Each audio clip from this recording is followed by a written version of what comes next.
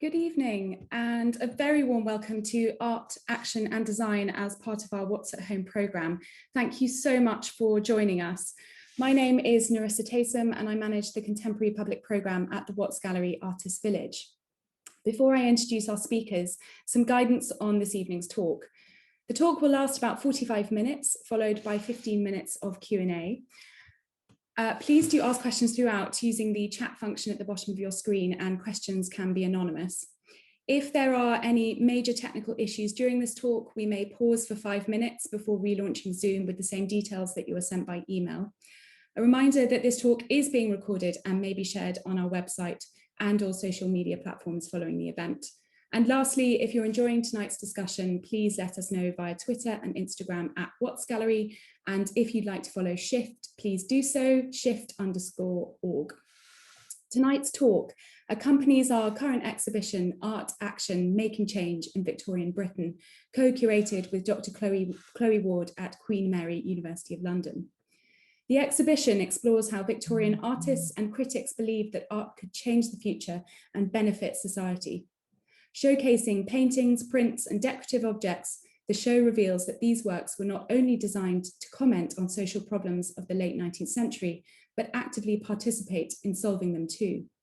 So I'm really delighted then to welcome Nick Stanhope, CEO, and Tayo Medupin, Innovation Director of Shift, to talk to us tonight about how design today can be used to combat some of society's biggest issues: climate change, wealth inequality, mental health, and supporting those in care, just to name a few. And I don't know if Nick and Tayo want to switch their cameras on and say hi. It's lovely to have you both with us. Thank you so much. I first came across Shift in 2007 when I was given a canvas bag with the slogan, "I am not a plastic bag," on the front. This was an early collaboration between Shift, Anya Hindmarsh, and the design agency Antidote, a designer bag which sought to reposition reusable bags as desirable, mainstream, and important. This campaign led to the rise in reusable shopping bags and eventually paved the way for charging customers for plastic bags in shops, a development that I'm sure many of you who are environmentally friendly are very pleased about. This early collaboration was at the heart of Nick's founding vision for Shift. As CEO, he has created an innovative organisation that brings together rigorous research, ambitious creativity, and commercial expertise to design solutions. Over the last 10 years, Nick has grown the company from a startup to an international team with global partnerships and products. Nick was named as one of Britain's 50 New Radicals by the Observer and Nesta, and is currently a board member for the Centre for the Acceleration of Social Technology. With experience as a teacher, youth worker, and campaigner, he now writes articles and has given talks internationally on behaviour change. Tayo Medupin joined Shift in 2016 as Innovation Director. She spent 8 years in the commercial sector working as an entrepreneur and as insight and innovation consultant at the global agency C-Space, where she was responsible for turning ideas into early stage businesses. By the age of 25, Tayo had co-founded 2 businesses, gaining experience in telecoms, tech, and digi marketing. She now heads up the design team at Shift, leading on research and development, particularly in the area of mental health. Nick, Tayo, we're completely delighted to welcome you to the What's at Home programme. Thank you so much for being part of this evening's event. Thank you. Thanks so much, Narissa, and really appreciate you having us here. Good evening, everyone. Thanks for having us. As Narissa mentioned, my name is Tayo Medupin. I'm joined by my colleague and CEO of Shift, Nick. Nick's actually going to introduce himself a little later at the start of his talk. I'm going to start us off this evening by doing a bit of a presentation that I call Design Ethics-ish. I'm actually going to ask Nick if he can share his screen, and then we can get started.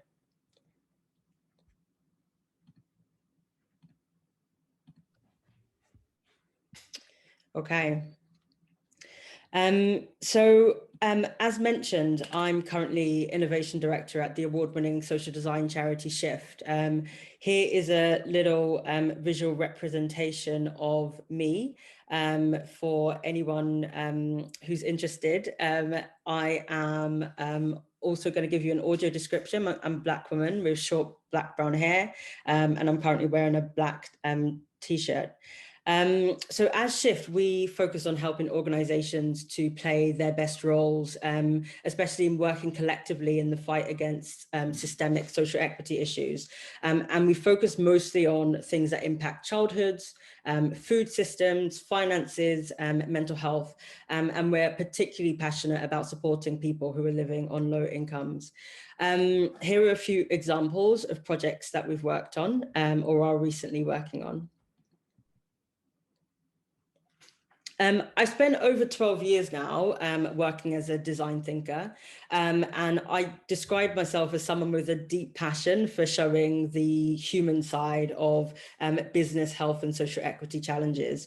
And I spend a lot of my time designing solutions that put humanity at the center of innovation.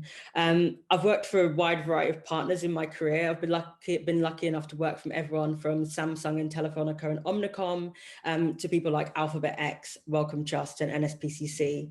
I want to caveat this talk because I know that all of you may not use the same design terminology that I do, that I practice a form of design that doesn't really privilege a single person's creativity or artistry, although I think that those are very valuable too.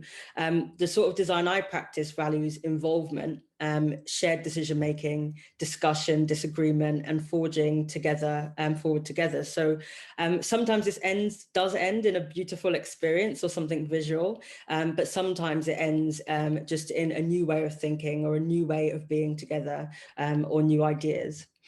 And so for this talk, I wanted to talk about something that's been top of my mind, which I'm calling design ethics-ish. I've noticed over the past few years that, and I guess last year and this year, especially in the light of COVID and the current civil rights movement, that the topic of ethics and equity and power have been discussed more thoughtfully by people in design, whether that's people like myself in design strategy or others in graphic design, branding, architecture, interaction design, UX design or other. So today I wanted to share just a little of my emergent thinking, which I have to say comes from a totally practical and non-academic place and point of view. But I wanted to just share why I believe it's important for all designers, no matter what type of design you practice, to realize and embrace the fact that we are all activists, whether we realize this or not, and to start to do this on purpose. And at the core of why I think this is important is that everything is designed, whether we do it on purpose or we do it by accident. I'm using design here in a deliberately broad and discipline agnostic way, which I believe actually is the way that design should be viewed. I think sometimes, as we all know, design happens quite mindfully. As is in the case of the Noom app, for example, whose designers have really well designed each element of the app to use behavioral insights and theory to support people to maintain a healthy diet or weight. One of my favorites at the moment, Stride, which is designed by a friend of mine, Lauren Curry, OBE, and aims to really democratize leadership by creating a platform and support that's fit for purpose for women and leaders of color. And then IKEA, one of my go-to design examples, which really has designed every single touch point in their stores to maximize inspiration, attention, and basket size. However, design, I think you will recognize, sometimes often happens accidentally. These are some examples.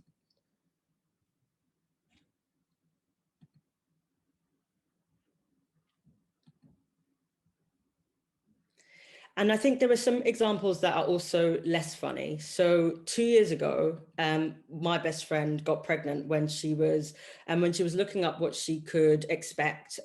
She came across this content on the NHS website. And this came as obviously quite a shock to her. As a woman who was Black of Caribbean descent, the only stretch marks she had ever had were neither purple nor pink. And she sent a strongly worded letter, as I think many other people did, and later in the year it was changed to this. And I'm using that example not to pick on the NHS, which I think does an exceptional job, but to show that whether you're designing mindfully or not, the decisions you make have a profound impact on who will use your product or service, how they'll use it, and the outcomes of your service, and the impact of your design. And that is because design is predominantly social. This is a useful resource for parents who are looking for support, but really when you look in detail, you can see who they were and were not thinking about when they were designing this product. Design is gendered. There's a reason that there are very few baby changing facilities in men's bathroom, even in 2021. Design is cultural. We did a recent project on healthy eating amongst families in London, and there is no way in which this page really represented the foods of the families that we were speaking to or wanted to eat. Design is political. Even if you don't know it, you are showing your politics for your design decisions and choices. And design is ethical. So whether you mean to or not, all of the big and small decisions you're making in your design work, whether they're purposeful or accidental, really show up your decisions about who is included, who is excluded, who is the norm, who is the outlier, who's important, who's not, who and what is valued and what isn't, and most importantly, who has power and who doesn't, and the list goes on. And I'd say that in this way, we are all design activists, or we are all activists in design. I'm using activism in the way to say the use of direct action to achieve an end, either for or against an issue. And I wanted to share this because this is something that I've been grappling with and something I didn't really realize for a significant part of my career. As a career consultant, I've practiced the art of being really clear and really singular about the main thing. And it's mostly been in quest of what my client or my funder or my philanthropist was sending me on. And whether it was the answer to something like, how do we sell more televisions to millennials in Germany? Or how do I protect Pfizer against a wave of generics flooding the market? Or how do we increase healthy food in Lambeth and Southwark? A lot of it took me a while to realize that while I could reframe those questions to be more strategic, or for clients or for outcomes, or I could generate more exciting briefs for my team or help collaborators define what they wanted to achieve in traditional measures. This was not my only job as a designer. And my actual job as a designer was to also interrogate and answer these questions for the world and the future I wanted to see, not only the futures my clients and partners and funders wanted to see. Because essentially we're doing this whether or not we're doing it in a purposeful way or not. We're building the world, dismantling it, holding it in place with every single new thing we create, make and build. So my question is, what if we did this on purpose? Over the last few years, and with an increased awareness of, or at least like discussion about the importance of like representation, ethics, sustainability, it's beginning to make really good business sense to invest in mindful design. And not only that, it's a useful way to deepen and improve your design practice, in my opinion, unlocking new thinking and really finding things that are truly innovative. From my experience, however, it's also smart to invest in mindful design early on in your career for your own personal well-being and health. 4 years ago, I was working in a job that I really loved in an organization I admired. I was doing great work. I spent years traveling to places like Seoul and Paris and New York, and I was paid once to take a 5-day cruise just for a project. And those things were exciting. The budgets were massive. Omnicom was one of my biggest clients, and the briefs were fun, and work did feel like play. But during all of that, I had that niggling feeling that I wasn't able to be 100% myself.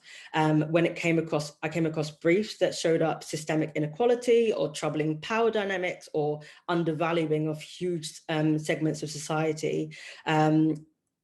It felt like exploitation often, where we were exploiting value with really little or minimal value returned.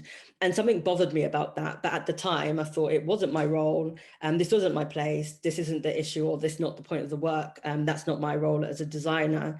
And it only took me about 3 years to burn out completely of that role. And when I actually took the role at Shift, coaxed by Nick, who asked if I was done selling hamburgers, it wasn't actually actually the promise of doing good work at that time that lured me. It was just that I desperately needed a break. But actually this move to shift has been a really powerful learning experience in the way I practice design now, with the older experiences and expertise I've developed over the years. Certainly centering human-centered design where useful has been important, but I've also had to unlearn a lot of my design disciplines and defaults, like my obsession with focus on the main thing, or delivering value to clients as the main thing, or staying laser focused on the brief and ignoring everything else that wasn't core. It's also things like prioritizing audiences with the most power and money, and sprinkling non-white participants in projects for optics or being extractive, thinking really little about what I was actually saying about the future, and what future I wanted to see.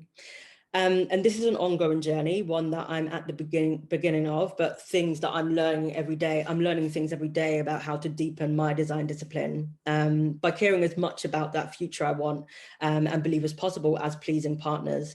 And I have to admit, it's easier to do this when I work in the non-profit sector. I don't know how. I don't believe that we live in a moment, even for those working in the commercial sector, where we are always able or feel capable of pressing our advantage and using all the work we're doing to push towards that future we want to usher in. So I thought I'd end this talk with a few reflections, if you don't mind, of my time interrogating and deepening my own design practice in this way.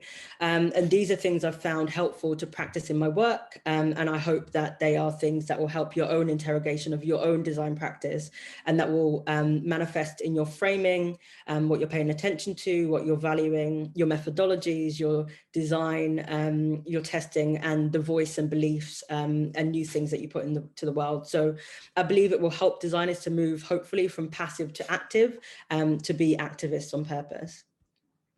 So 8 things to think about. The first is, what does your problem or opportunity framing reveal about itself, reveal about the way you see the world? What is the way that you're speaking about an issue or opportunity saying about whose point of view you're taking in and who you're working in aid of? What does it say about who you're saying is to blame? What's your worldview that's baked in, maybe accidentally from the start? We actually applied this principle on a recent project on misinformation on social media with the Wellcome Trust, and we moved that problem framing from focusing on like error moments to ones that were centering humans' abundant capacity for care and really sharing and caring online. And I think mindful framing is a really powerful way to unlock new perspectives in design. The second one is who you're paying attention to and why. When we exclude a community or group, which we often have to do for really practical reasons, we need to understand why we are doing that, what it's saying about the future we want to create and for whom we want to create it. Our spin-off company, BFB Labs, applied this principle by looking at the edges of the mental health system to find children and young people who are currently not being listened to and served by anyone, and created an awesome video game called Luminova that you should check out, which uses exposure therapy to help them and their families to support themselves. The next one, what are you and your teams and clients placing value on, and what aren't you? When you ascribe value to something in your design, are you doing this intentionally or accidentally? Is it what you actually believe? Is it the dynamic you and your collaborators actually want to uphold? I applied this in a recent project that looked at how to support those supporting parents in informal ways during the pandemic, finding a way to show value and care to a historically undervalued group. Who do you trust? I think this is a big one for me. Who are you trusting and not trusting in your work? Where are you seeing risks? Where are you not seeing risks, and why is that? We're experimenting with doing this on a digital and design learning festival for nonprofits that we've just we launched late last year, where we were giving away funding with no questions asked and no strings attached to micro charities who otherwise wouldn't have been able to be involved. What defaults are you using? Why is it the default? Does that what does that positioning, what does the position this default say about the people you're centering and which people you're excluding in your design? One of my favorite examples actually comes from a designer in Government Digital Services, GDS, who after years of seeing the default of gender being male and then female, just casually reversed it to make the F come first because, you know, it's alphabetical. Which power and resource imbalances are you holding in place? Do you want to contribute to these imbalances? How can you find ways to make those subtle shifts in the direction you'd prefer to see? Take time to explore who has the power to dismantle and hold current systems and structures in place.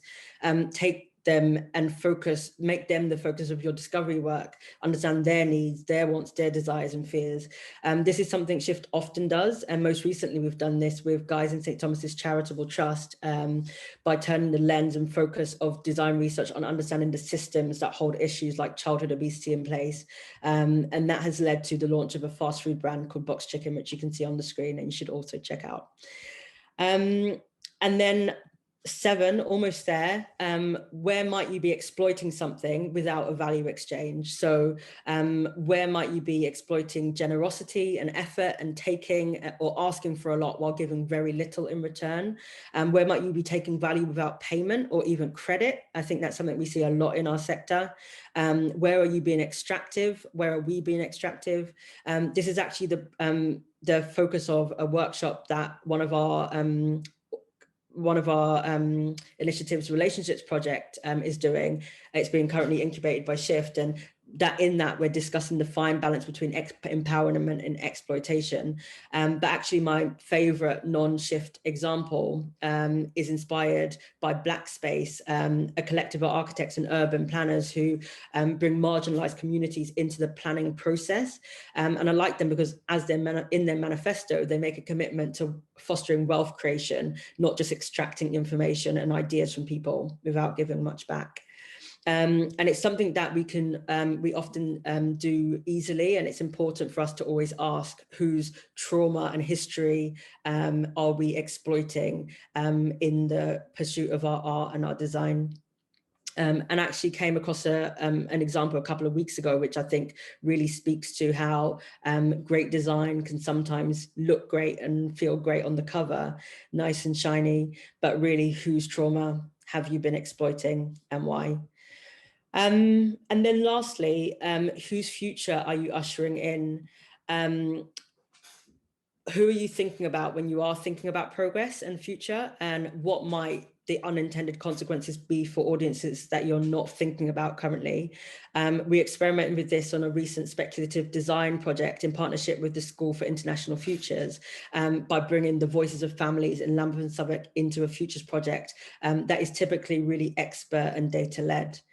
And then I know I said there was 8, but one bonus one, who is paying the price for your progress? That includes people within and underpinning the products and services and promises you're designing, the people that are using or not using your products and services and designs, the environment, the planet, but also, I think most importantly, yourself and your family and your friends and your colleagues. We are not separate from the world and future we're building. And is what you're putting into the world worth what you're personally getting out, what you're actually contributing to?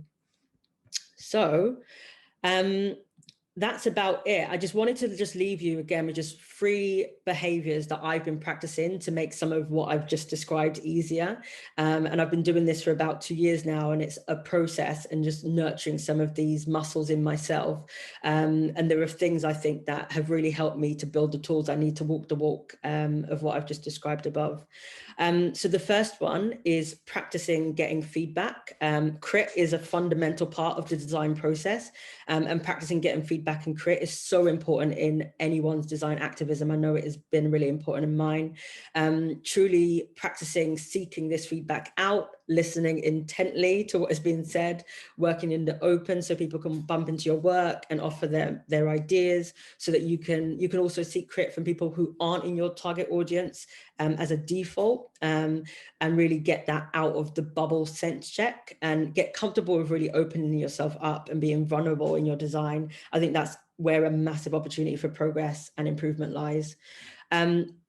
And tit for tat, practice giving feedback. I feel like practicing giving feedback means practicing being comfortable saying more of what you actually think, especially to those who have money and power, and interrogating those danger sensors that can often be triggered during honest feedback moments or crit, and finding ways to expose yourself to that fear. I know for many of us, especially women and people of color, this is actually something that comes with an actual threat, where saying 100% of what you think is often disincentivized and can even be penalized. But I have been challenging myself to practice saying more than what I'm comfortable with. And I have a coach who's recently said to me that feedback is a muscle, so we have to take time to train it in our work. And then finally, just listen to yourself. Your pleasure and pain sensors are a really beautiful wayfinder towards your true design voice and your design instincts. If you tune into them and practice bringing that voice into your work, you can do amazing things. And I know this is something that the way that we work in society doesn't really allow space for, but paying attention to what niggles you across all of your work and projects and interrogating them, paying attention to what excites you and exploring them. Your impulses, feelings, and instincts are all a vital part of your practice. And if you train yourself to ignore them, then you'll train yourself away of your capacity to do exceptional work. So practice getting feedback, practice giving feedback, prioritize your design instincts. They're not easy and we won't always get them right, but I know I definitely don't, but I think that's okay. It's not about being perfect. I think it's not about not making mistakes. And I think it's not about necessarily being overly academic or cautious or afraid to trip up in our designs. I know that we have a bit of a cancel culture going on at the moment. And I think it's not about only taking in liberal viewpoints of the world. It's not about ticking boxes, and it's certainly not about covering your ass, although that is useful also. I think this is just about making those small steps in every project to align your personal and professional selves in a way that helps you to put into the world the things that you'd be proud to have designed. And they should help to strengthen your design voice. I think they should help you trust your design instincts and give you confidence to put more of yourself and your true beliefs into the world. So I mean, if you're interested in exploring any of this more, these are some things I'm reading at the moment that I've been finding really useful. Audre Lorde's The Master's Tools Will Not Dismantle the Master's House, Pleasure Activism by Adrienne Murray Brown, and The Fire Next Time, a bit of an old classic, but really crystallizes why it's important to address injustice in the work we do and how we should trust our emotions to lead the way. I think that's it. I'll hand over now to Nick.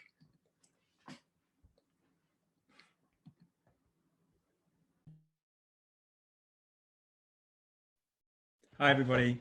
Thank you so much, Tayo. As I'm sure you all now agree, Tayo is just absolutely exceptional designer, an amazing human being, and I'm slightly regretful of agreeing that she should go first when we were going to talk.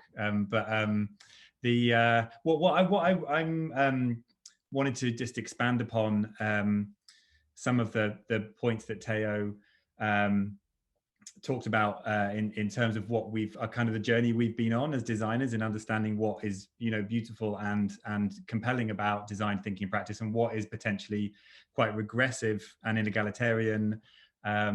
And I would talk a little bit more about one of the projects that Tayo mentioned that we've been working on fast food, with a story of this young boy. Before I do that, just a couple of words about me. I started out as a community and youth worker, and spent 10 years kind of working in communities and in schools, and then gravitated strongly towards design as something which was a real powerful antidote to a lot of the ways in which the systems I worked in, kind of the kind of dysfunctions and limitations of them, the kind of way in which design embraces failure, hugely appealing within a set of kind of either government or civil society kind of norms and systems which essentially disregard the complexity so often, and in which so little works really.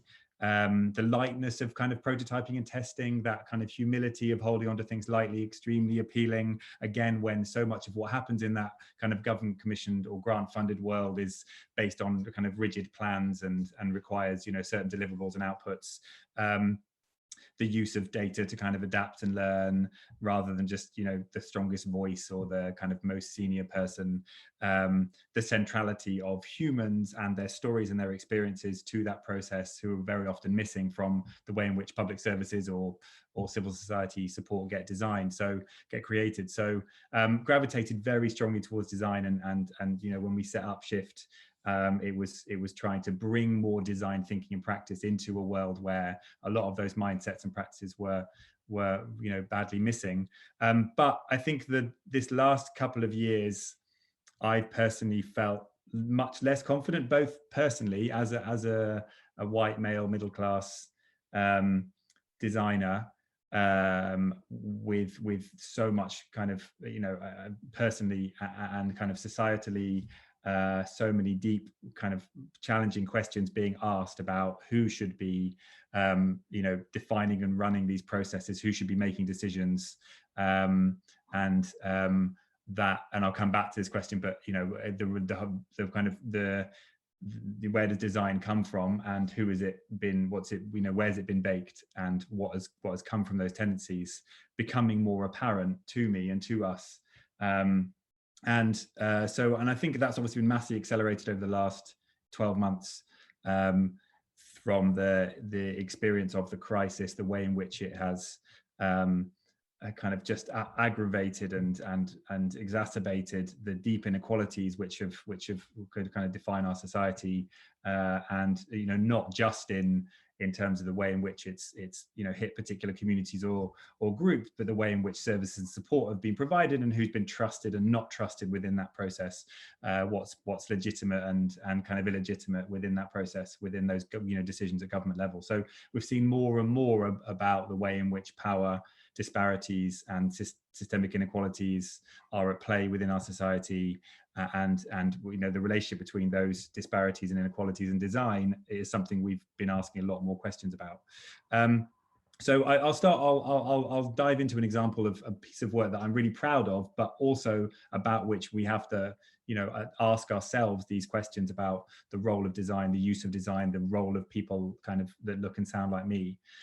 So this is a young boy in South Birmingham, and we met him as part of an ethnographic project at the kind of early phases of the design process in a few years ago, in a chicken shop on the Handsworth Road in Soho in Birmingham. And he was there pretty much every day with his mum and his two brothers.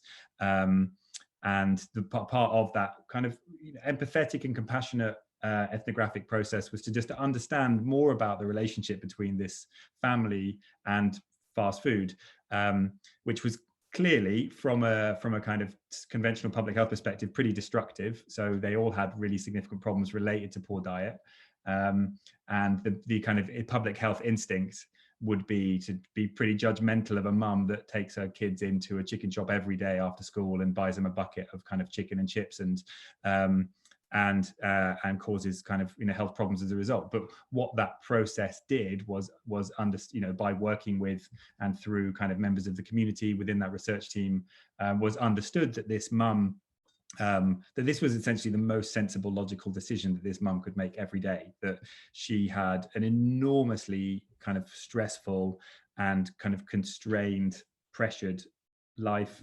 She had 3 boys, 2 different partners for those boys, neither of whom were present or active and were actually kind of deeply unhelpful and unsupportive. She had 2 jobs. She had 45 minutes to basically pick up the boys from school, get them fed, and get to her next job. She was being threatened with eviction. She had her own mental health problems. She lived in a kind of unstable kind of you know, environment, unstable housing estate.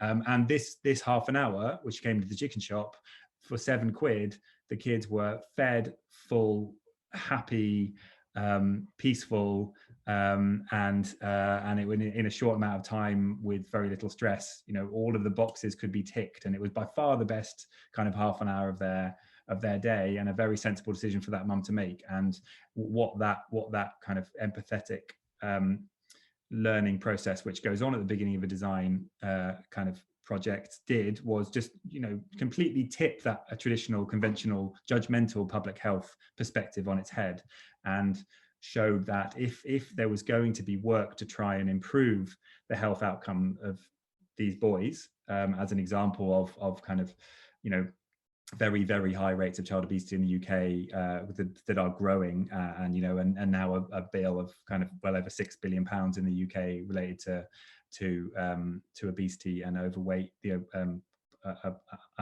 of problem, and it's only again become an even bigger problem in the way in which it's exacerbated the experience and mortality rates around COVID. So clearly a kind of an example of a really significant problem, but one which was understood through a very conventional public health lens, which was, very judgmental.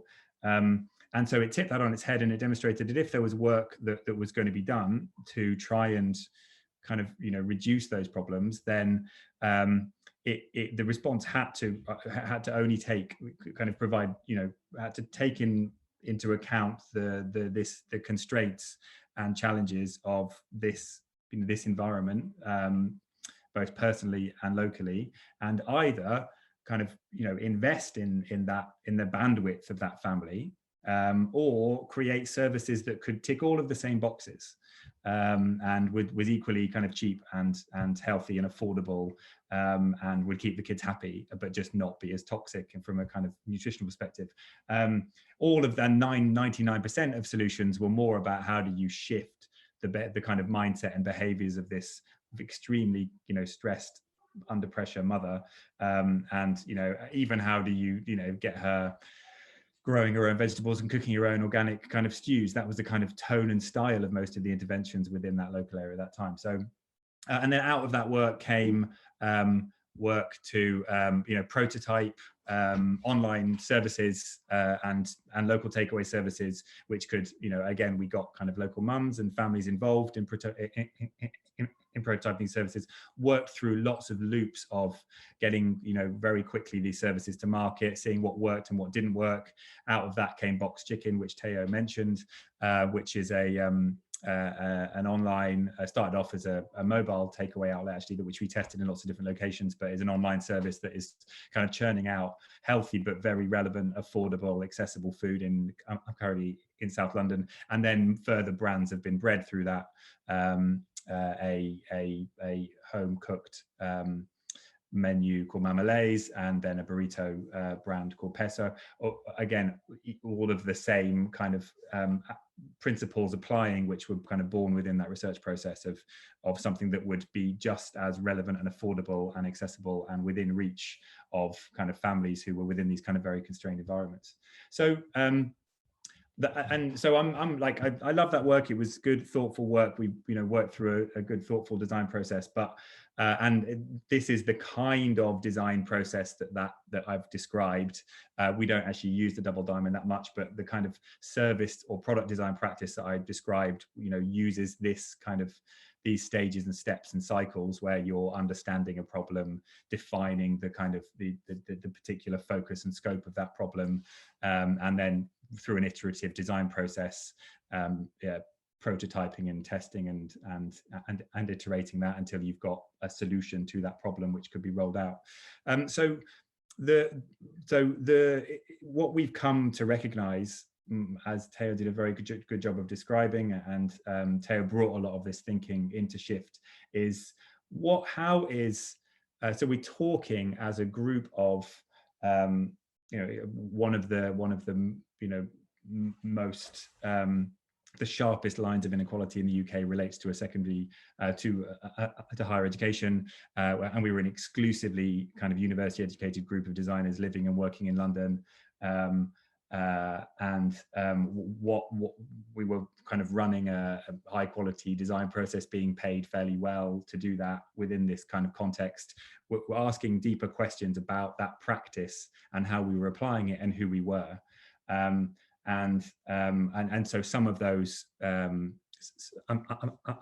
questions would kind of fell into two boxes, really. First of all, was this process kind of what was the nature of those potentially regressive tendencies? First of all, on the side of it being very independently minded, which is that we were kind of a team of designers funded, commissioned to try and understand a problem and work away at a solution and create, products or services which could kind of, thrive and grow and scale and have impact.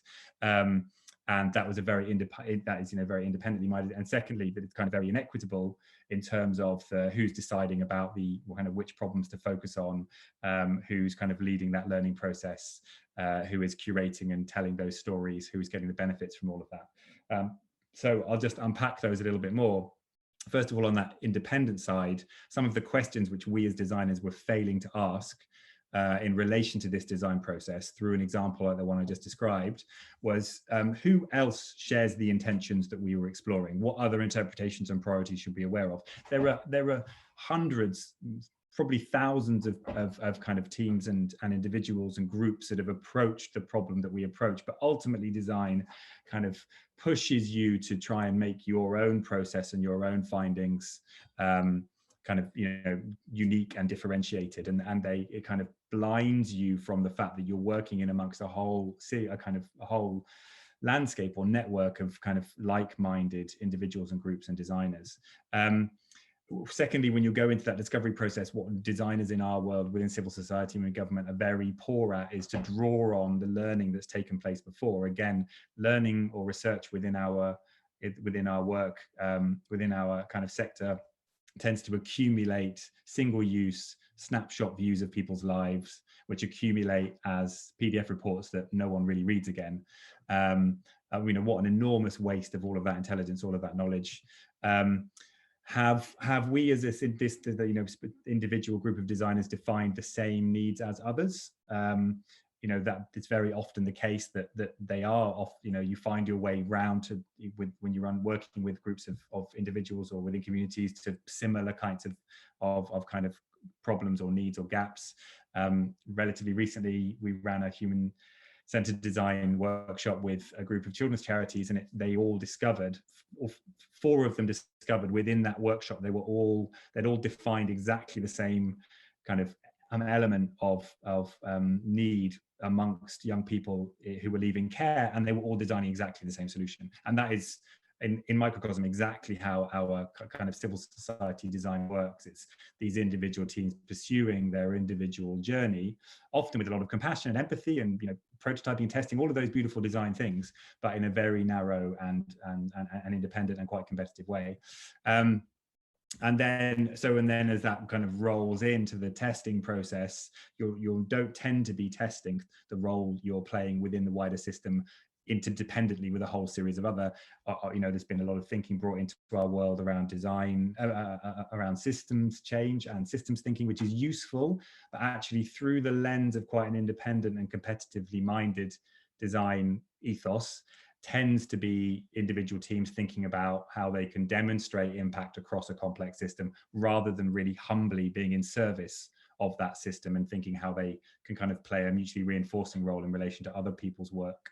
And then finally, you tend to not be measuring what the overall value your solution is playing. It tends to be a kind of specific set of narrow short-term outcomes that you can observe in relation to the thing that you're doing. So the whole series of questions we often fail to ask about the independence and competitive mindedness of our design. And then around this question of that process being equitable, and Tayo's done a good job of talking through some of this already. Some of those questions we fail to ask, which is whose problem is this that we're starting? We started out within that work with the problem being child obesity, and the problem being the cost to the NHS and the kind of human consequences of high rates of obesity. And that was very much a top-down view of a system in which you kind of pluck out specific outcomes, specific parts of people's lives, and talk about their cost to that system from a kind of human and financial perspective. But we didn't, the way in which that problem was identified and the intentions for the beginning of this journey, which were incredibly important for the rest of the journey, was basically what the whole journey was rooted in, its intentions and proposed outcomes, where those came from, and how they were driven by a set of commissioners or funders, which were overwhelmingly looked and sounded like me, to be honest, which kind of, there was very little lived experience or very little representation of the community within that definition of that problem, very few processes to actually understand what that community prioritized and why and how, very little work to actually really understand how intertwined issues like child obesity and financial hardship and mental health and other issues are intertwined, and very little work to understand how those inequalities relate to massive power disparities, which were really flowing through this design process writ large. Secondly, that discovery process, again, that was one of the ethnographic projects we're kind of most proud of. It told some really compelling, heart-wrenching stories, which had a really significant influence on a lot of those who held power and influence. But still, who was getting value from that? Again, there was payment to the participants within that, but ultimately the kind of well-paid researchers, designers, photographers were coming out of that discovery process with much more in terms of credentials, experience, portfolio, payment than the participants within that, who this process was supposed to be on, really on behalf of. That definition of that problem, that, were we defining that problem in isolation, or were we defining it by acknowledging and reflecting structural inequalities and injustices? Absolutely the first one, which is design tends towards a kind of narrow definition because that's the most useful jumping off point and that's not necessarily bad, but unless it acknowledges how that problem sits within those structural kind of very complex set of inequalities, it's not real, really. It's inventing a narrowness. It's inventing a kind of specificity, which is jumping off point for designers, but not really that meaningful for people's lives. Who is making the decisions about what's important as that develops? Who's actually saying, yes, let's move on to the next iteration. This works, this doesn't. From one perspective, that is the user within a user-centered design process. But in terms of what destination is kind of prescribed, and what progress is demanded, that's coming from the sources of power within that process, really, more than we would like to admit. I think probably how beholden we are to those clients and those commissioners and those funders, and our own biases. And then finally, who holds the IP and assets of what comes out of this? I mean, we're a charity publicly held, but still, Box Chicken, Mama Lay's, our mental health tech products, they are held and owned by us, by that charity. We take further, we've taken further investment and funding across the whole portfolio of products that we have, and we're not doing that for private gain, but we're also not, we're infinitely better rewarded from this process in terms of what we've accumulated than the participants within it or the communities we're trying to represent. So there's no these aren't asked to kind of undermine design thinking practice. I think it is continue to believe that it is a beautiful thing in some of its components, but I think it's no accident that design has these independent and competitive and egalitarian tendencies. The kind of design practice we use, and I realize there's many different flavors of design, and the Watts Gallery has its roots within kind of a different source of kind of design, but ours has been baked within essentially commercial tech sectors, within Silicon Valley, particularly in a hyper commercial and environment where that independence and that independent mindedness and that competitiveness was one of its greatest assets. It could, generate unique insight into the problems and needs of a group of users. It could understand that sufficiently and design a solution and get those users involved in the design and validation of that solution to extract value from that and generate profit from that. So it's supposed to be independent. It's not supposed to be open and interdependent and collaborative. It's supposed to be independent and competitive. And then secondly, it's no mistake that it's inequitable, because again, those designers, those who are trying to design, increasingly frictionless user experiences that bring users back over and over, which is where service and product design and UX design came from. Again, that is about a group of people who are trying to extract value from a market, from a group of customers in a deliberately inequitable way. It's not trying to distribute the benefits of that process. And again, I'm not gonna, we haven't got time to take on the whole capitalist system here quite, but ultimately, that we are taking practice, we're inheriting practice from an environment which is deliberately competitive and deliberately inegalitarian. So we're sitting within civil society or within government, and we're trying to use it differently, we have to pay a lot of attention to that. We have to really kind of question. And as we're trying to build that practice and mindsets, which we do, we have to be very aware of what we're building and why.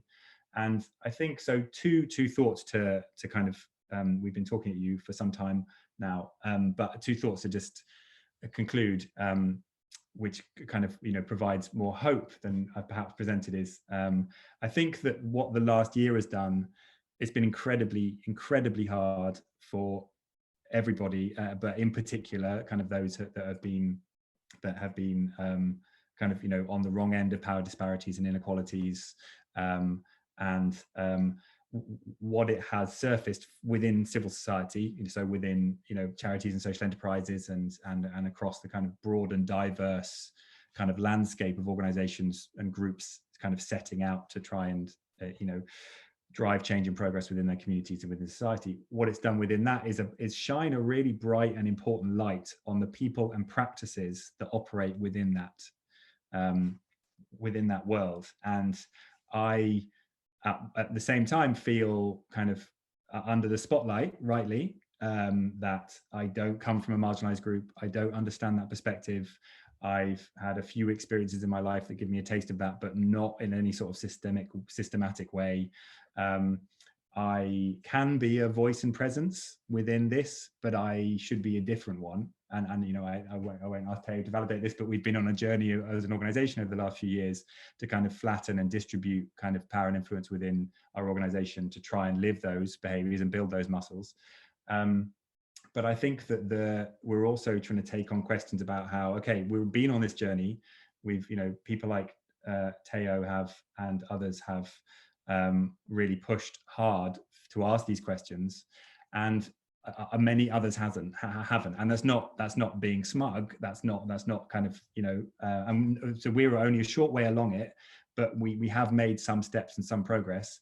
And I think what we can do to play a role in is both replace ourselves and also be a voice, kind of build those muscles, demonstrate those ways of working, demonstrate how design can be used and thought about differently to those institutions, probably, who, most of the people who fund us, or those government departments who are quite a bit further back, and a long way behind the pioneers of a lot of this kind of thinking, that again, the Black Lives Matter movement did such an incredible job of kind of showing us all. So there is, this last year and everything that it has done, which has been tragic and terrible and painful, has shone a powerful light on our practice and our people. And I do feel very optimistic about the change that is happening and can happen. And I think that this is a system which has deep structural inegalities and inequalities and inequities of power, and as it's not about kind of blaming or pointing at particular individuals. It's about how we all recognize and understand how our institutions, our organizations, ourselves are a product of that. And we have to engage with how deeply those cracks go, and how much of a kind of the things we do, such as design, are the product of those. So we'll stop now because we've covered a lot, but thank you so much for this opportunity to speak to the Watts Gallery and Narissa getting in. It's been really a pleasure for Tayo and I to ramble at you about these things we care deeply about, and I'm very happy to take questions. Thank you so much, Nick and Tayo. Just an incredible sort of introduction, I'm sure, to most of our audience to actually what design means and how far-reaching it is, and all of the organizations that you might work with, from government to local communities. And I think that's probably a surprise to some people in the audience, actually, the depth of the work that you're doing. And I think it feels like in this last year, so critical that we have these conversations and that we start to readdress at all levels our responsibilities, both personal and professional, as Tayo so brilliantly explained. I guess I wanted to kick off the questions. We've got quite a few questions coming through, actually. Please do use the chat function and put your questions in the box for Nick and Tayo. I wanted to start with a question actually about the museum sector. So we're a sector that is largely publicly funded. We often have very low resources. We have small teams to deliver massive projects.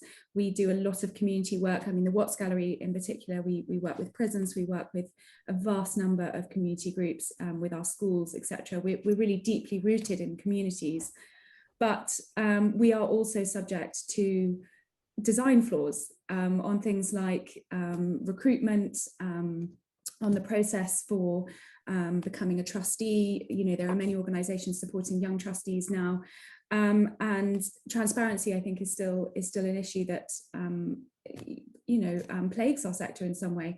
And I'd just be really interested to know what your thoughts are on what are the small things that the museums and the museum sector, the arts sector, can do to change its design processes, and how do we make that happen in the next few years?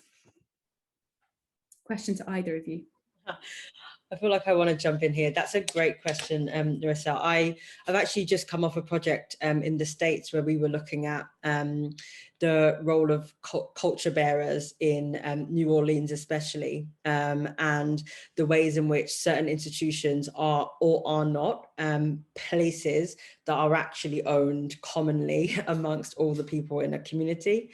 And I think a lot of things that were really surfaced there are around the perspective of ownership and control and power. I think things that Nick and I have been talking about quite a lot. And I think what I have seen in some communities is that while you're embracing someone in, the direction in means by necessity that you're other, you're different from us, and you're not within us. And I have seen some powerful work being done in realizing that not all spaces are for everyone, but you can have a role in placing power and resource and lifting up other spaces which are for other parts of the community. So I think really thinking about the role of ownership and power, and looking out to see who else is doing amazing work and which other culture bearers you can embrace and support, that might not come into the gallery, but might, benefit from the value and the extreme amount of experience and dedicated support you've been giving to your local community. So I think for me, it always comes down to that ownership, power, control, and how we can start to have impact outside of our four walls, as Nick always talks about, really thinking in that collective way, and being comfortable to relinquish some of it, and let people do what is right for them, not necessarily in our within the bounds of our own service or offering. But that would be my one take. Yeah, yes, just to add to that, it doesn't need much adding really, but I think that, so Tayo and I have been working on a project recently about kind of challenging the principles of kind of organization, the kind of conventions of organizational change. So what drives an organization to change? And the first of those principles is relates to your kind of inner why, which is what really drives you. And I think that is critical around these questions, because so much change, including the type of change you described, Narissa, is driven for external reasons and quite superficial reasons. And that, we had an email from a funder recently saying, we told you last week this project wasn't quite EDI enough, and what have you done in the meantime? We're like, this absolutely bananas response to a new agenda or a new pressure, which just results in a whole lot of very superficial, and it doesn't mean anything, and it's very problematic. I spent a lot of time in St Helens and Wigan, and the questions that we're asking here look and feel very, very different there. We're not just talking about a race issue when it comes to inequality and disparities of power. We're talking about many forms of types and inequality and injustice, and just doing a whole series of things that make a board or a group or a team or a set of marketing materials look and sound a bit different. It's not going to lead anywhere particularly positive. So I think that what is the deeply rooted kind of commitment of an organization, and where does that come from? It doesn't mean it can't evolve, and how is that then brought through in every conversation and space and design process and conversation and relationship and everything else. Thank you. That's super interesting and something that we'll definitely take forward, I think, in our team, team meetings and in our planning for the programme. We've got a question here. Have you ever experienced resistance or backlash from working with community members or groups? How do you reassure them that they won't be exploited or judged by participating in your design process?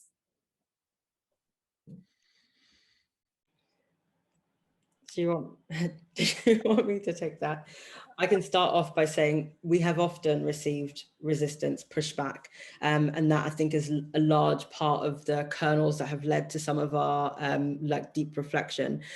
People are savvy to exploitation. When they come for the first time, they give you all their trauma, you do nothing with it, and then you come back again, they're likely to say, what's in it for me? And I don't think that we've got this perfectly, but we are really have started to really think deeply and practice deeply in the way that we are working equitably with people. So in a recent project we're doing with Wellcome Trust, we have a load of people, it's a project about mental health in young people in science. So we've got a load of young people to be paid to be part of our team.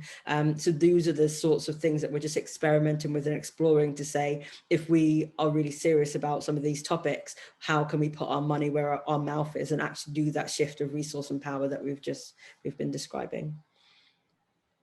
Yeah, I think that's exactly right. I think we have absolutely, and there's a book called Poverty Safari by a guy called Darren McGarvey, which I would recommend very, very highly. But he does a brilliant job of describing what it feels like to be on the kind of receiving end of multiple well-intentioned technocratic middle class interventions, basically. So whether they are, kind of user research processes or co-design processes or community engagement processes, whatever jargon is the flavor of the month, and that the way in which that is the kind of expectations of being treated in a particular way, of being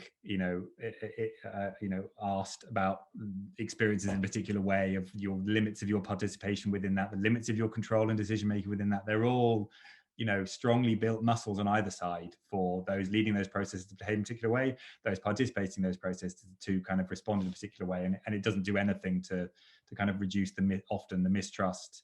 And as Tayo said, even when that process is convincing enough to actually uncover and unearth and tell the story of trauma, and then nothing happens, it's like deeply damaging. It would have been way better not. We talk a lot about, again, when we're particularly nervous about, I guess, the intentions or the extent of the kind of power and influence of our funder or commissioner, we're really nervous about going into communities and trying to do a really good job, because we may as well be better off doing a rubbish job and sending out a survey no one answered, because at least you haven't kind of created greater expectations or put people through some traumatic experiences. So it's a very important question, whoever asked it, incredibly important, and there is an argument, and people like Darren McGarvey make it, that you're better off just not doing any of these things and just handing over the resources and getting out of the way. And I would definitely agree with that in almost full.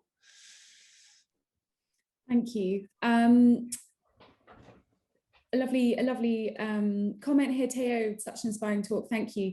Have you got any tips on calling out tokenism in a professional context with a view to progressing conversations rather than just simply criticizing?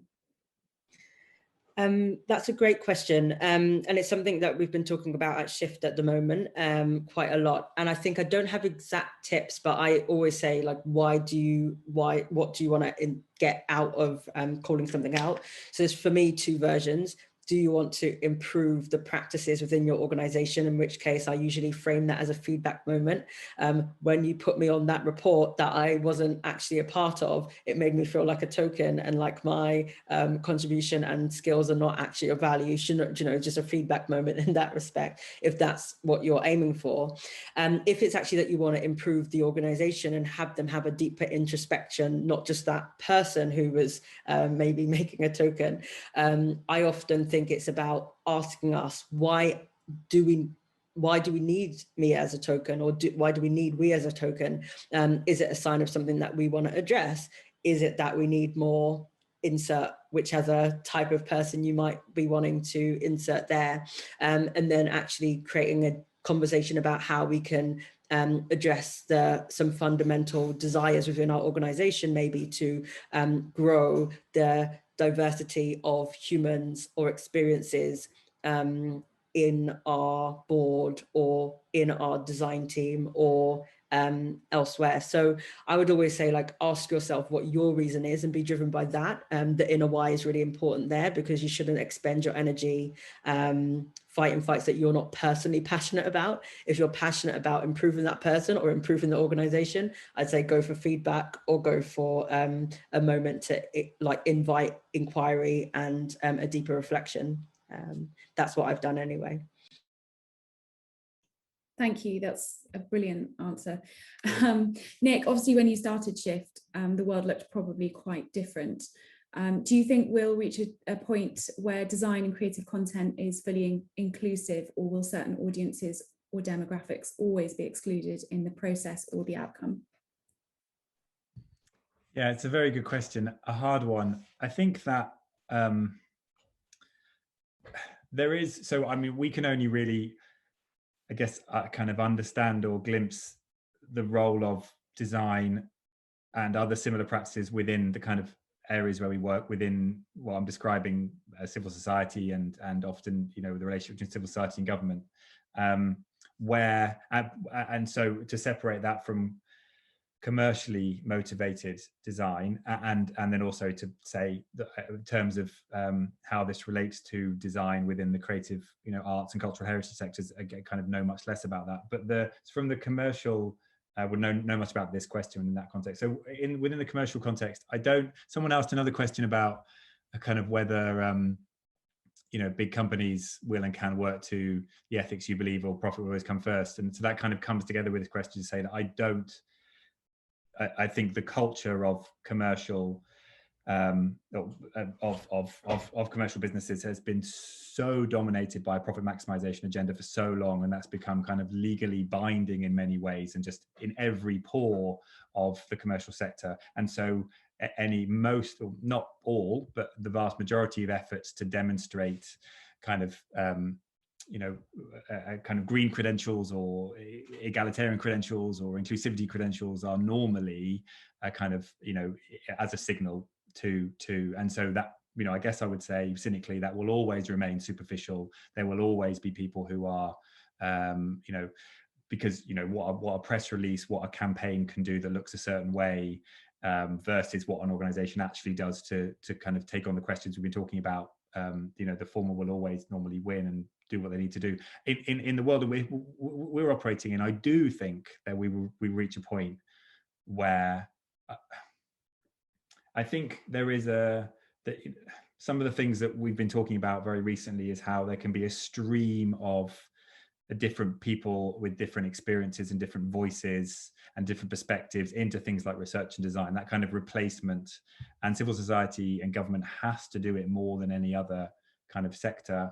And so that is a critical thing. And I mean, it's not common, but it's happening more, and there's more ideas around it. And then in terms of practice, I guess it feels hopeful at the moment, but we've been through, I mean, if you think about some of the events, some of the like waves of environmental activism and awareness, and how quickly those can drop off the radar and you just fall back into former practice. I don't know, I mean, Tayo, I don't know what you think about this, but is this a permanent change, or are we still in the kind of standing in amongst the light that has been shone on some of these issues, and that will, you know, kind of, that won't last that long? Or do you think this is a permanent change which will end up with a positive answer to this question?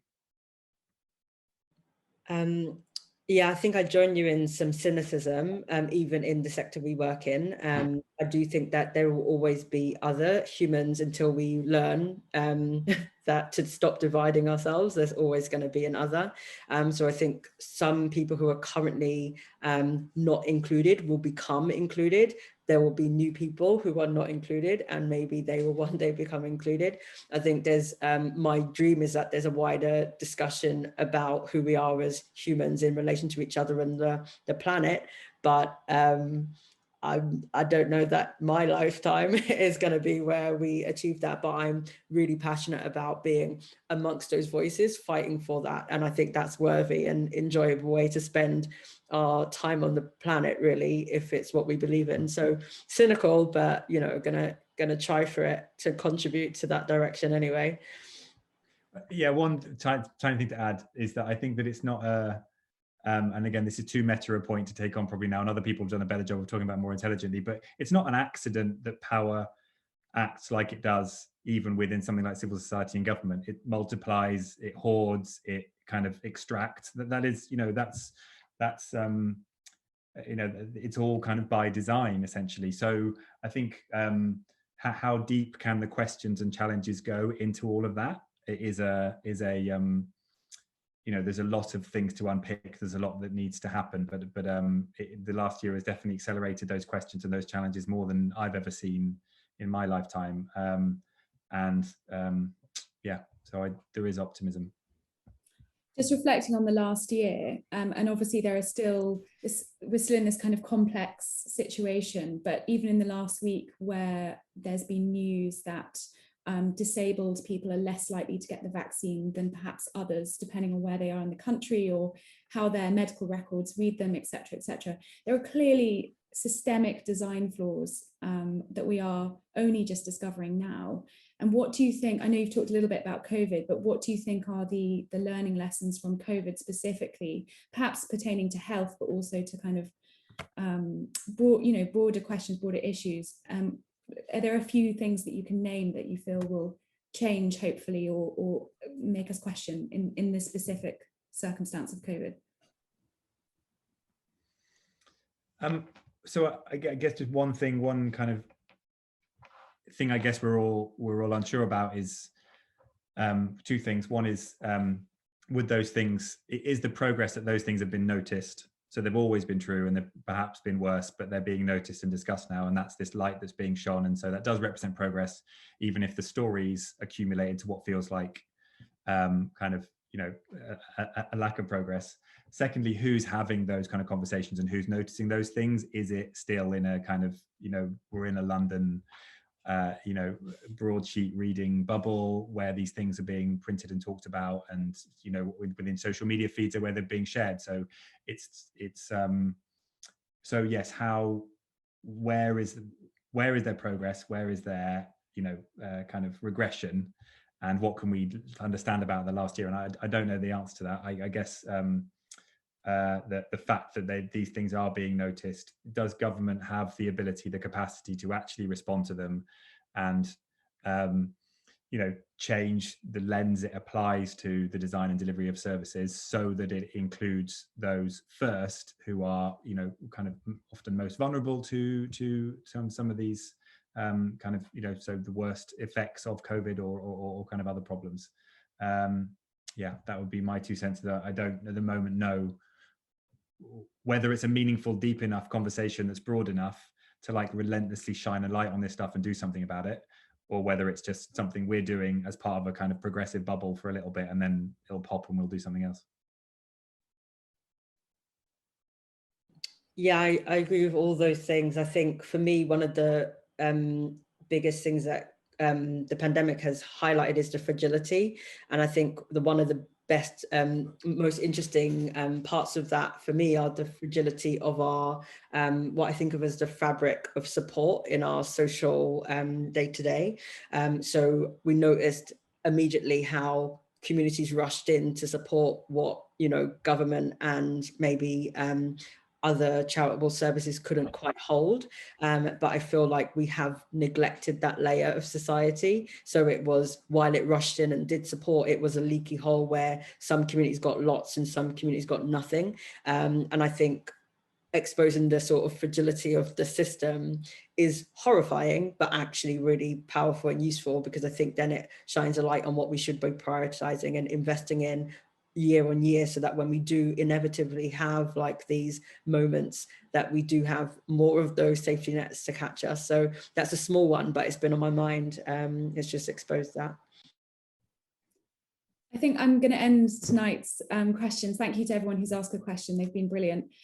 Just on this idea about design for the future. So obviously Art and Action, our current exhibition, is all about, can art change the future? And the Victorian artists believe so. And I think we believe that art, design, culture, social enterprise, all of those things can change the future. And I wanted just to end with your thoughts on what are the kind of design mantras you hold close to yourself, and what do you hope for the future in terms of design?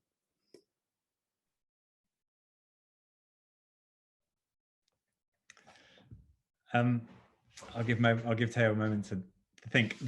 So design mantras that hold close. I think it's holding two things in my mind simultaneously, which is there are beautiful, progressive kind of mindsets and ways of thinking and ways of acting within design. And it is still a massively underappreciated, undervalued, underused kind of way of working and thinking. And Tayo and I are mainly in a world which has not taken steps to think about putting people at the center of a process and understanding their perspectives and stories, and embracing the fact that things don't work and holding things lightly and being humble, all the rest of it. So, and at the same time, it has, like most things in our world, some regressive, colonial, extractive tendencies, which we just need to be hyper aware of. Can design kind of be sufficiently reshaped and reframed to become a force for genuine kind of challenge, of a source of genuine challenge to these kind of systemic inequalities and injustices? I think it can. So holding both of those things in mind and being optimistic would be my kind of slightly rambly mantra. A great mantra, Nick. I think for me, we have massive power as artists, as designers, as people who create things in the world. And I just hope that design takes itself seriously as the activists that we can be and have become. And that becomes the mainstream form of practicing any form of ushering, bringing things into the world. So that's my hope. And I don't know if that's a mantra, but we'll end it there. It's a wonderful place to end. Thank you so much, Nick and Tayo. It's been hugely fascinating and deep reaching, as I said before, and you've given us so much to think about, and certainly a lot for us as a team at the Watts Gallery to take back to our meetings and our programs going forward. So huge thanks to you and to Shift. I also want to thank all of our audience members. Thank you for joining us and for your questions. To my co-host, Karis Martin, my director, Alistair Burtonshaw, and to our trustees for supporting this event. Huge thanks to you all. Please do join us for the next talk in this series, Art, Action and Poverty, on Wednesday, 24th of March. I think there'll be a lot of things to think about from this talk going forward, relevant for that talk as well. And you can find tickets for that on our website. Thank you again to all of you for joining us and to our brilliant speakers. And we look forward to seeing you all online soon, or hopefully in person before too long. Thank you and good night. Thanks, Marissa. Bye. Cheers. Thank you.